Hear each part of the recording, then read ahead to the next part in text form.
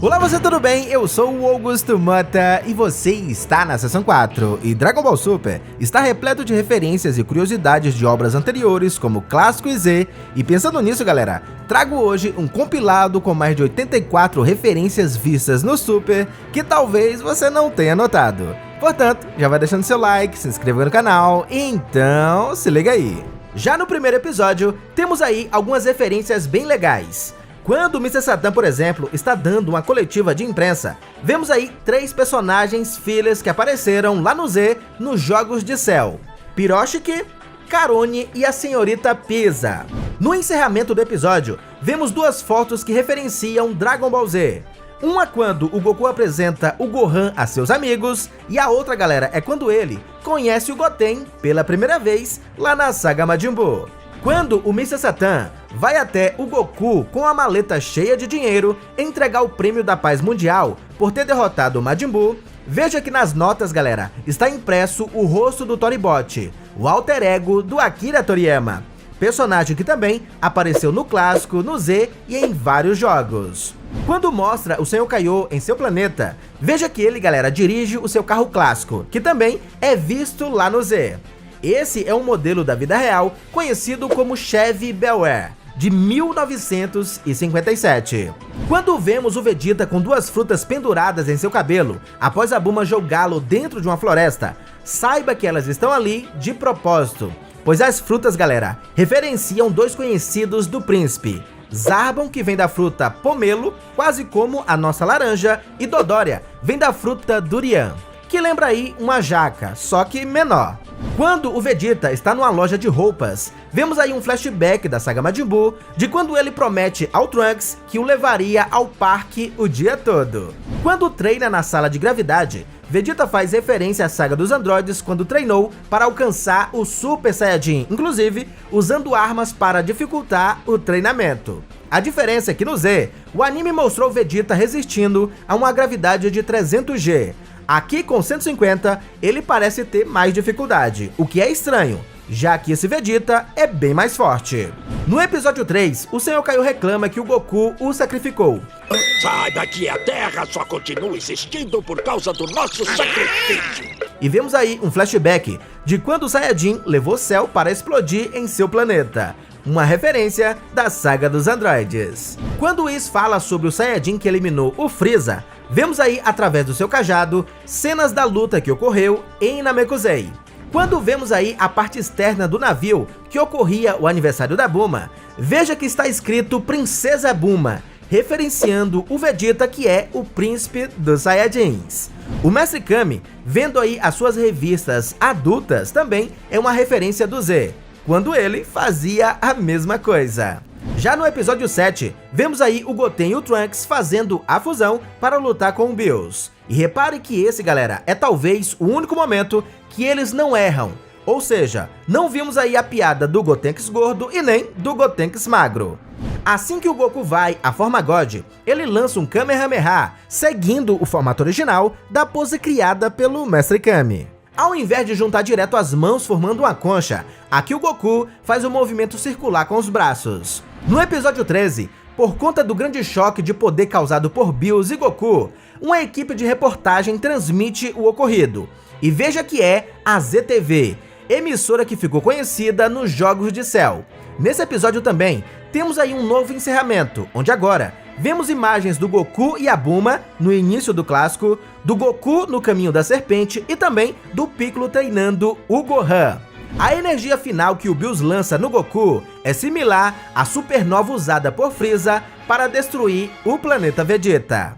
No episódio 15, que dá início à saga Golden Freeza, vemos o Vegeta em cima de uma rocha, pensando sobre o Goku ter alcançado o poder de uma divindade. Todas essas cenas, galera, lembram exatamente quando o príncipe fica pensativo após receber um ataque da 18. Ainda nesse episódio, vemos aí o Fat Buu lendo uma revista e na capa está Neku Majin, um personagem de comédia visto em outro trabalho do Akira Toriyama. Quando o Kuririn vai até o Goku para que ele mostre a sua força, vemos aí um flashback de quando os dois eram garotos e treinavam com o Mestre Kami. Quando vemos Pilaf encontrando a esfera de uma estrela, Aqui, galera, é uma sutil referência de quando eles apareceram pela primeira vez lá no clássico. Ainda nesse episódio, quando o Sorbet está prestes a desejar que o Rei Cold volte à vida após reviver o Freeza, Shu intervém pedindo aí 100 milhões de zenes. E veja que ele, galera, assume exatamente a mesma pose que Olon fez quando roubou o pedido deles lá no clássico. A Mai também faz essa pose, só que para pedir o melhor sorvete do mundo. Além de vermos um flashback do Trunks picando o Freeza lá em Dragon Ball Z. Já no episódio 20, conhecemos o Jaco, o patrulheiro galáctico, que vai à Terra avisar sobre a chegada do Freeza. Na época, quase ninguém o conhecia, mas ele surgiu, galera, em outra obra do Akira Toriyama, onde Jaco é enviado para a Terra para eliminar o Goku. Mas por um descuido, ele não avista a cápsula passar. Quando Freeza vê o Kuririn, ele diz que se lembrava dele, pois já tinha o matado antes. Mas eu me lembro de você, eu já te matei antes, não matei? Referenciando aquele momento trágico que vimos em Namekusei. A energia que o Kuririn lança nos capangas de Freeza se chama Kakuzandan, e é a mesma que ele utilizou para derrotar os Saibamans. Um dos soldados de Freeza, Shisame, abraça o Gohan da mesma forma que o Cell fez lá em Dragon Ball Z. A diferença é que agora o Saiyajin não esboça nenhuma reação. Depois que Tagoma derruba o Gohan e assume a luta, veja que Sorbet mede a sua força usando aí um rastreador, sendo essa a última vez que esse aparelho foi utilizado. Foi visto também no filme do Broly, é claro, mas devemos levar em consideração que nesse caso é um flashback. Nesse episódio também, galera, vemos Ginyu, que está na forma de um sapo na qual foi transformado lá em Namekusei graças ao Goku. E ele está na Terra por conta de um desejo realizado pelo Porunga. A cena do Piccolo partindo para atacar o Tagoma no episódio 22 tem a mesma vibe de quando o Neo ataca o Freeza em Namekusei. Inclusive, em ambos os momentos, os Namekuseidins têm seus braços arrancados. Quando o Freeza vê o pequeno Trunks, ele fica assustado, pois se lembrava de alguém parecido. Ah, parece ele. Sim, é igualzinho a ele. É igualzinho ao Saiyajin que me cortou no meio. E é aí que vemos um flashback dele sendo fatiado pela versão do futuro daquele garoto. Depois que o Gohan derrota Tagoma, ele repete quase a mesma fala que o Goku disse ao Freeza lá em Namekusei depois de desistir de lutar, o que irrita a lagartixa. Agora chega, a luta acabou. Pelo visto, não adianta mais continuarmos lutando. O ataque que o Freeza lança no ombro do Gohan é o mesmo que ele utilizou para matar o Vegeta, para derrubar o Piccolo e o mesmo que falhou no Goku lá em Namekusei.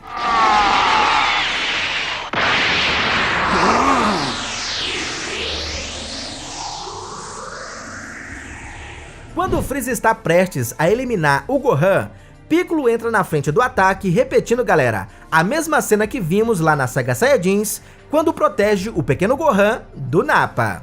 A luta do Goku contra Freeza tem muitos pontos em comum com a luta original que vimos em Namekusei, e termina, galera, quase da mesma forma. Goku consegue a vitória por ter mais resistência e leva o Freeza ao esgotamento físico. Ele também diz ao vilão que não vale a pena matá-lo, e o Freeza usa a mesma tática de explodir o planeta quando percebe que está na desvantagem. Depois que o Goku é derrubado por Sorbet, Vegeta assume o combate, mas Freeza, galera, tenta eliminar seu rival. Antes disso, o príncipe salva Kakaroto, chutando ele pra longe, assim como fez lá na saga dos androides. Já no momento final dessa saga, galera, quando todos estão comemorando após derrotar a lagartixa, o pequeno Trunks diz que da próxima vez que o Freeza voltar pra Terra, ele irá cortá-lo ao meio. Na próxima vez que ele vier, a gente vai acabar com ele. Eu vou cortar ele no meio. Referenciando o que a sua versão do futuro fez com o vilão. O engraçado foi que o Goku e os outros pegaram a referência. E você, pegou? Falei alguma coisa errada, foi? No episódio 47, enquanto tenta convencer Piccolo a ajudá-lo na colheita, Goku relembra, galera, do seu treinamento com o Mestre Kami, visto lá no clássico. E vemos também um flashback onde mostra ele e o Kuririn entregando leite e aradando a terra. No episódio 49, Goku testa seus poderes com o do Trunks para comparar com os do Black. E aqui vemos uma baita referência quando o Super Saiyajin 3 segura a espada do Trunks, algo muito similar ao que o Goku fez lá no começo da saga dos androides. Ainda nesse episódio, assim como na linha principal, Babidi e Dabura aparecem no futuro de Trunks. A diferença é que, na linha do tempo futura, ele derrota ambos praticamente sozinho. Com isso, Majin Buu nunca é ressuscitado e o Trunks consegue alcançar o Super Saiyajin nível 2. No episódio 50, depois que o Black destrói a máquina do tempo do Trunks, Bulma lembra, galera, que tinha guardado a antiga máquina que o Cell viajou lá na saga dos androides. Quem corre para apagar o incêndio da máquina do tempo é o Pilaf e sua turma. E veja que eles, galera, se vestem com uniformes que lembram muito a segunda ova de Dragon Ball, onde o Goku e seus amigos trabalham no corpo de bombeiros da cidade e dão lições sobre segurança, atenção e de como agir em caso de incêndio. No episódio 51, quando a Bulma começa a contar sobre a antiga máquina de Cell, vemos alguns flashbacks do exato momento, galera, que eles encontram essa nave. E algumas cenas foram refeitas da Bulma, pedindo ao Trunks para ficar com a cápsula que estava a nave do Cell. Agora você está com duas cápsulas da máquina, não é? Eu posso ficar com uma delas? Já no episódio 52, quando o Trunks fala para o Kuririn e para o Piccolo que foi o Gohan quem o treinou no futuro, vemos um flashback que foram refeitos, galera, do filme Gohan e Trunks, os Guerreiros do Futuro, dos momentos que antecedeu sua morte. Inclusive, vemos o Trunks se transformar em Super Saiyajin pela primeira vez, seguindo aí a ideia do filme, o que é diferente do mangá, onde ele já tinha a transformação. Além disso, quando o Trunks toma sorvete com o Gohan, ele percebe que aquele garoto que derrotou o Cell não é mais o mesmo e vemos aí uma breve cena de flashback do Gohan amassando o vilão. No episódio seguinte, galera, vemos aí um momento muito legal do Trunks reencontrando a Android 18 e fica assustado pois ele não sabia que ela era uma pessoa boa, afinal, a 18, meu amigo, é causadora de um dos maiores traumas do Saiyajin, pelo menos a versão do futuro, na qual ele mesmo eliminou. E aqui, galera, a 18 até brinca sobre o ocorrido, dizendo ao Trunks que precisaria de uma compensação por isso, o que deixa ele totalmente sem graça. Calma, é só brincadeirinha. Ah, que bom.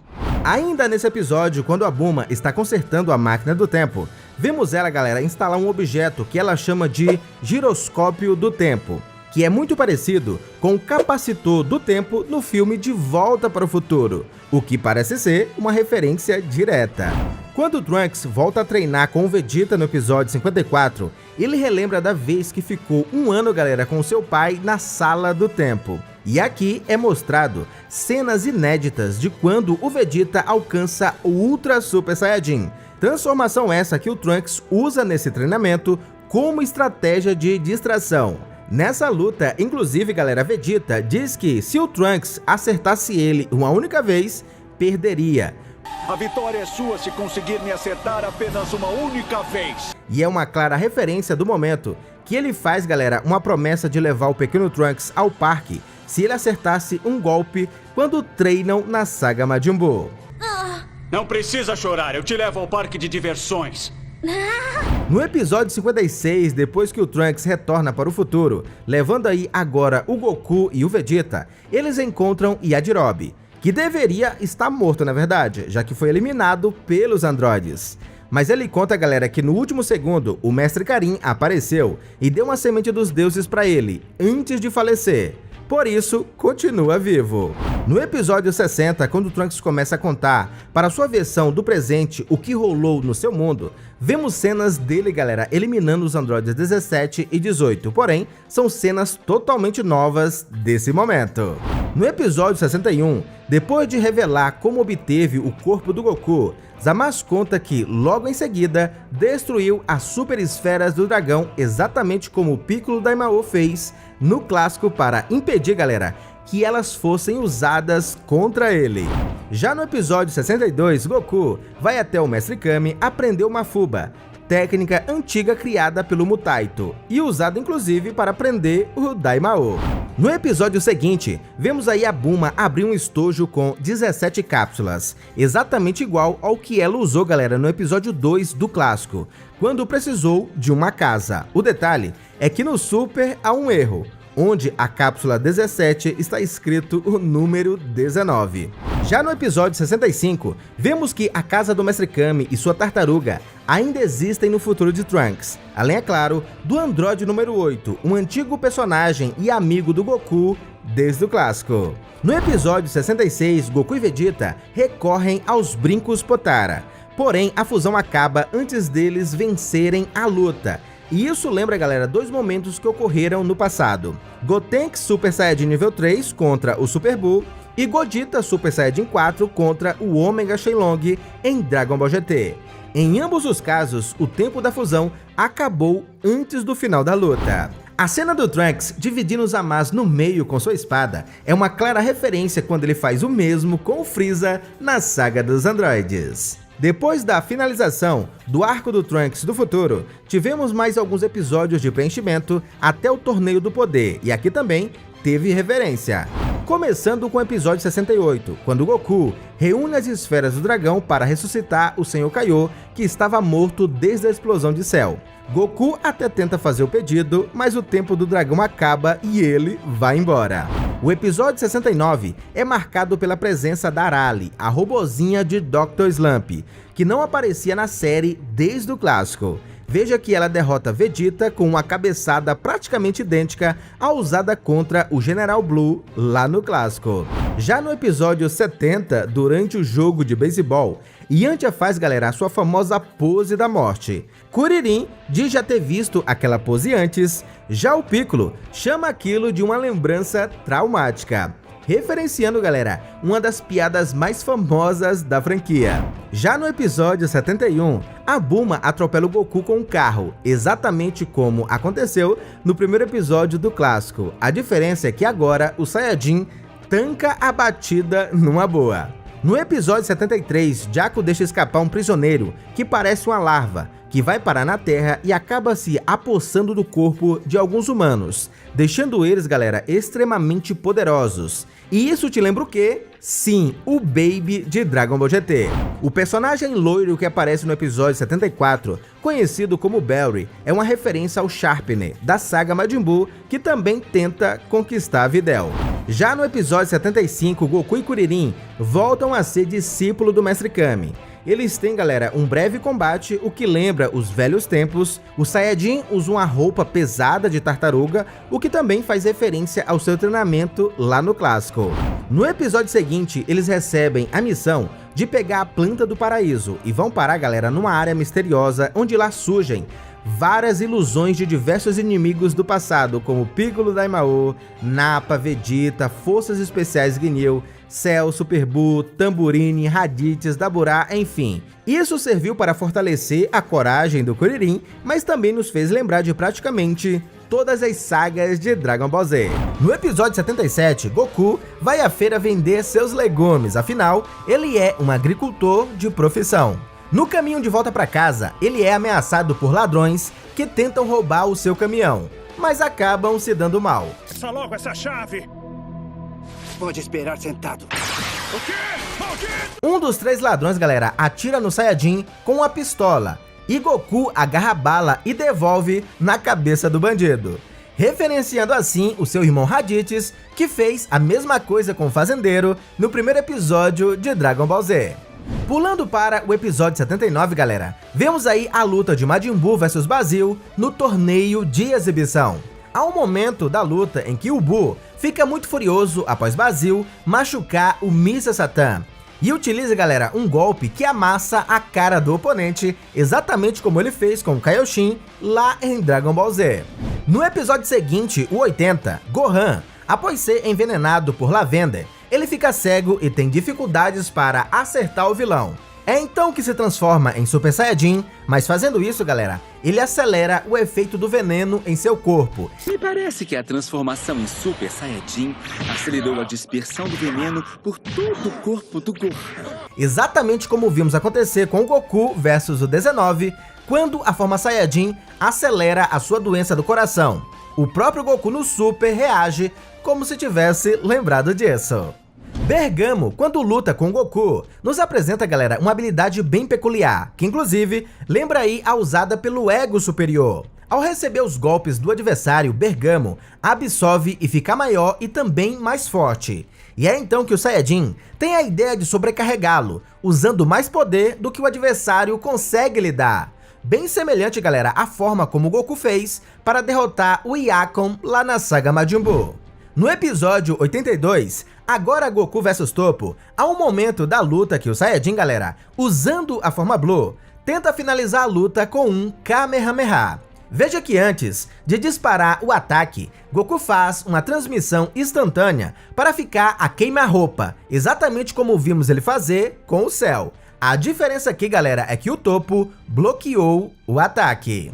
Quando o Kuririn está treinando com o Goku, que usa a forma Blue naquele episódio polêmico, há uma cena de flashback que, apesar de ser refeita, galera, há uma referência a Dragon Ball clássico quando ambos se enfrentam no torneio. Aliás, esse momento é uma baita nostalgia dos velhos tempos quando os dois ainda eram crianças.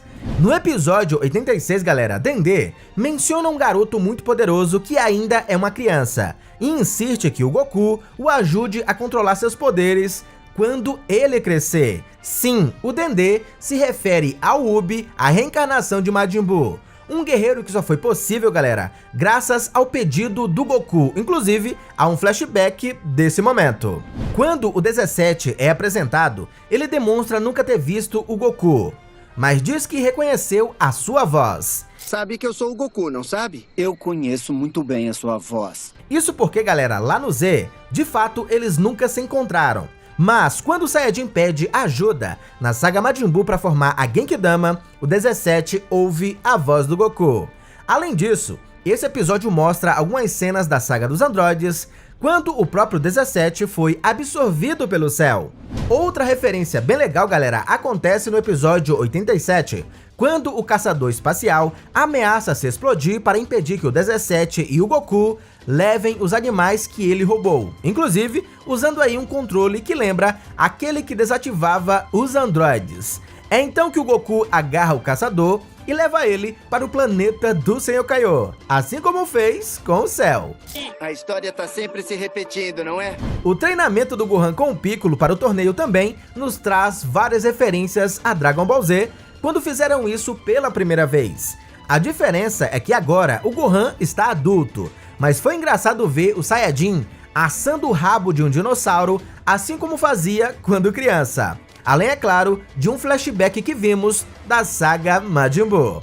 Quando o Tenshinhan está lutando com o Mestre Kami, galera, no episódio 89, ele usa o Shioken, habilidade em que cresce 2 braços extras. Por outro lado, o Mestre Kami usa a sua técnica que eletrifica o adversário, o que paralisa o Tenshinhan.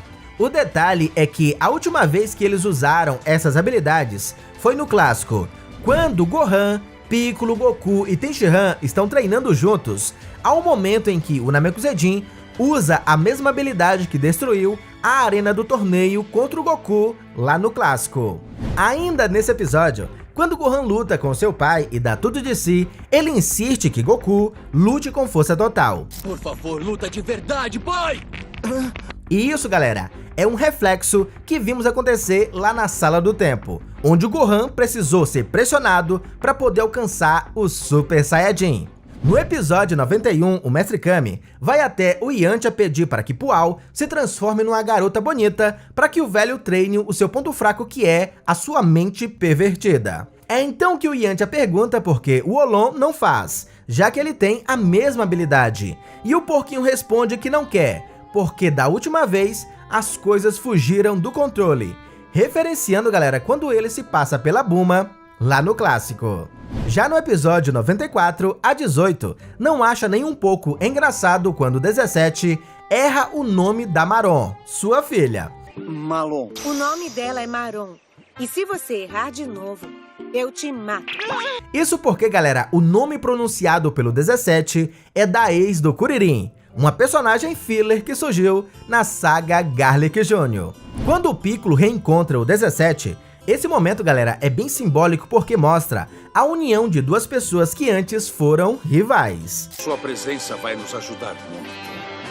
Obrigado. Quando o Mestre Kami chega para se unir com o grupo, veja que ele está montado num casco de tartaruga. Isso porque, galera, o mestre não sabe voar. Isso mesmo. E esse seu transporte é algo que ele usa desde o clássico. Agora sobre por que ele não voa, já tem vídeo aqui no canal. Já o local em que o Goku está treinando é a mesma arena onde ele luta com seu avô Gohan lá no torneio da velha vovó Uranai. Quando o Freeza vai à forma dourada, é mostrado próximo dali uma pequena cidade ao estilo Velho Oeste. Essa, galera, é a mesma cidade mostrada no clássico, onde Kuririn, Yantia e Goku pararam antes do torneio da velha vovó Uranai. No episódio 105, o Mestre Kami luta com Kawaii, a guerreira do Universo 4, que tira parte de seu traje para seduzir o velho, referenciando o mesmo que a Han-Fan fez para distrair Nan lá no 21º torneio de artes marciais.